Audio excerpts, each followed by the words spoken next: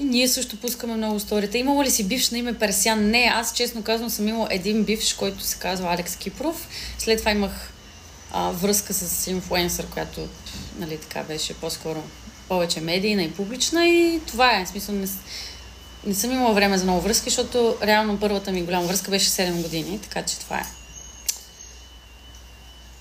И нито съм крила нещо, нито нищо. Аз обичам да си публикувам нещата. Просто първият ми приятел, с който бях 7 години, той не е популярен.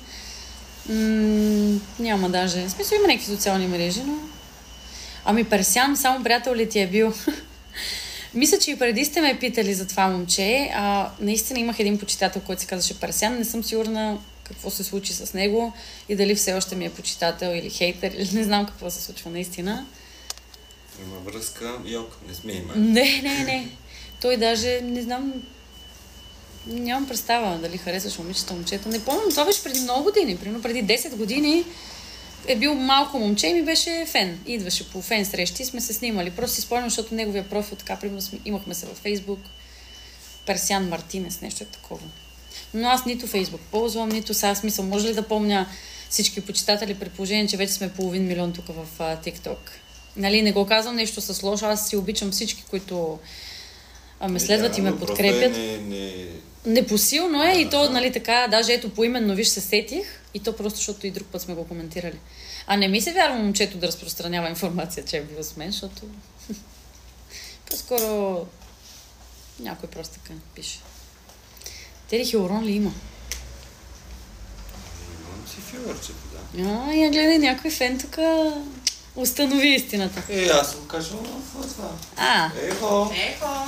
Дами и господа, познайте само по гласа кой дойде. Без. Я кажи нещо. Здравейте, приятели! Толкова тя разпознаваема. Аз значи на сън да ме бутнат, ще кажа, че си. Кой дойде? Бързо, хора. Вики, да. Ето, от първия коментар. Тук е Викито. Ето я, Вики. Пристига за прическа при най-добрия фризьор Теодор Малинин. Много сме доволни всички от него. Много сме благодарни, че ни прави. Да. За сериала си имаме май само 2 фризьора и много си ги обичаме. Да. За сериала и филма. Следвайте ни и ще разберете целия ни екип, вместо така да задавате въпроси и ние да се чудиме как да ги отклоняваме.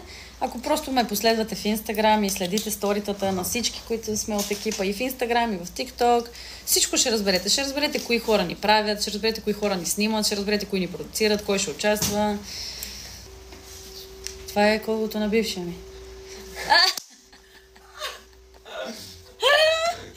Кога ще пускате русалки, обаче, значи колкото и пъти да го кажа, това е най-задавания въпрос. Ничето. Ниче обичам. Дъшичка сладка. Модел? Да, видяхте с Вики в Хепи, пише някой. Разкрити сме!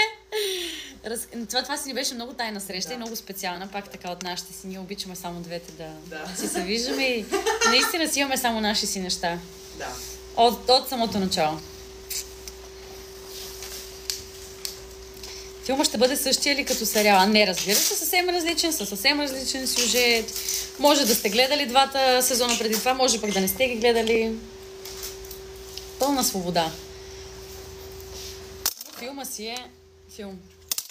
За мен филма ще бъде много по-специален и много по-хубав, разбира се.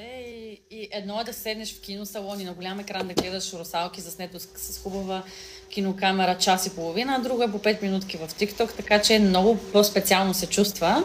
Затова стискайте ни палци. На Алекс Фейсбука ли? Все пък. Алекс ще може би имате пред... тя може би няма. Едва ли, тя е мъничка.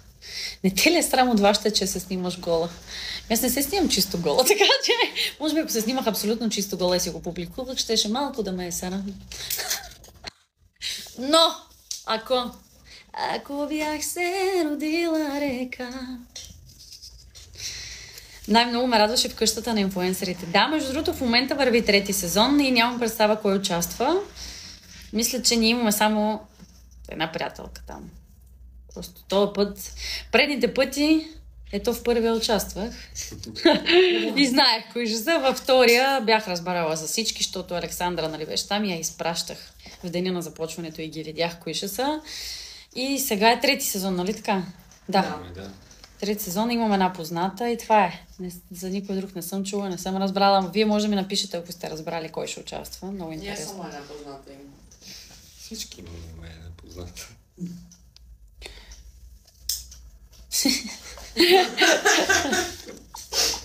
Да, верно, че тя не е.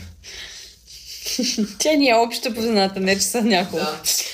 Айде сега, те както да. Интрига, ние па е Саша вкарам. Кефи ме как можеш да запееш всяко изречение, верно. И това някой друг ми го беше написал как. Само за... Така говоря, пеям, аз не се усещам, някакви неща ги припявам.